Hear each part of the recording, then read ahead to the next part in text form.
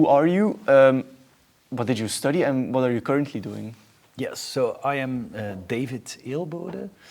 I'm a mathematician by education. I studied at Ghent University, but now I am a professor. I don't feel like a professor, so a university teacher at the University of Antwerp. Okay, and what got you interested in geometric algebra and physics? That's a good question. Physics, I think, was just sparked in me, ignited in me by my uncle. I think that he understood that I liked mathematics. He's a captain on big ships. Oh, wow. He went to the Zeevaartschool. But obviously these people have a lot of science, and I think he gave me his physics books at some point. And then one of my big heroes is Albert Einstein. So that got me interested in physics.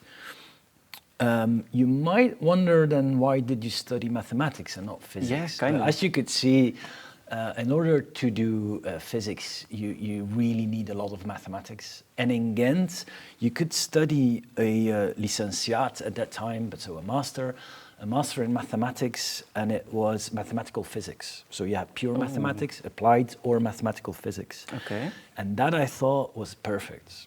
And so this is also where I got to know Clifford algebras, they were called at the time, Yeah. but that's actually the same thing. But my interest in the topics that the workshop is offering is actually relatively new, I would say. And how would you explain those topics to someone who really doesn't have any knowledge about them? I would say that a lot of what the people are doing in that room boils down to understanding how mirrors interact with each other. Okay. There's actually a colleague has a lot of toys that have to do with proper mirrors that he turned into something. So there's a lot of almost elementary geometry, because I know that many people are afraid of mathematics and symbols, but you can do a lot with just looking at how mirrors and rotations interact with each other. And to people who are looking to get into mathematics and physics, what would you advise them? I guess nowadays, like the modern version of reading a book, which is just checking YouTube videos, because there's very good people out there making very interesting movies, like 3 Blue and 1 Brown, Number File. Also for physics, you have these channels, or reading, obviously. Because I think that more than the proper knowledge that you have to acquire, it is the passion that you need. And so I think that when I was 15 or 16 years old, I didn't really understand relativity, but I knew, well, because I read it, that apparently it explains what a black hole is. And that is like, a black hole, I want to know. So I think that that's what I mean by like a passion, a curiosity that comes from tutorials. It doesn't, like some of the talks here don't go really deep, but still you can think, oh my God, I need to know more about this. Okay. And maybe some people don't know yet, they're interested in physics and mathematics. How would you convince them to really get into it, into the nitty-gritty? Well, the interesting part about your question is, do I need to convince them? Because I think there has to be a little seed already. I think you cannot convince a hater. However, if it's someone that at least is partially interested in the topics, then I would advocate a gradual build-up. I think sometimes the danger with, for instance, talks at conferences is that people tend to make things way too difficult. So I actually believe in the power of a metaphor, so that at least you more or less understand what is going on, and then the details will come later. That depends on how badly you want to know what is going on.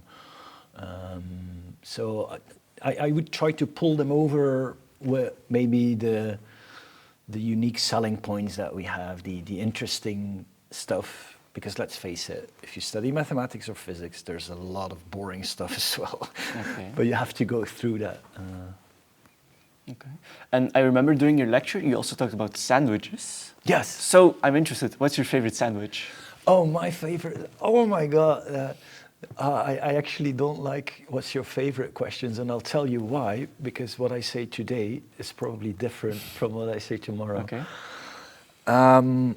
A very good pastrami sandwich, but pastrami can be bad or good. Oh, I know. I would always go for the Japanese eggo sando. So it's the egg sandwich. They look like these typical triangle things. And it's just white bread, and it looks so boring, but it's the best egg salad you'll ever eat. Okay. I'll go for that sandwich. Okay. Then how do you hope to impact people? What impact do you hope to make with your lectures? Not only today, but just in general with your lectures? Well, that depends a little bit on the audience, I would say. For instance, for my own students or here, well, no, this is a different setting, of course, but I approached it as a class, more or less. But what I find very important when you lecture to students, they can also stay at home and read your course notes. So I want to give them something so that when they leave the room, they think, damn, I was happy to be there, because that is not written down. So, and it doesn't always have to be just something that you have to write down, because then you would say, yeah, then write it down. No, it's also maybe your enthusiasm or the way you see things, or a metaphor, for instance. That's one thing. Specifically being a mathematician when it's for a broader audience, I think that still mathematics is perceived as very difficult. We're all weirdos. We're not socially apt. So that is maybe a cliche that I want to break through. I think we can be quite funny and outgoing if we want. So that is also one of my mission statements, I would say. Okay, then I would like to thank you very much for impacting probably a lot of people today, and I hope you keep on impacting people in the future. Thank you also for your interesting questions. Thank you very much.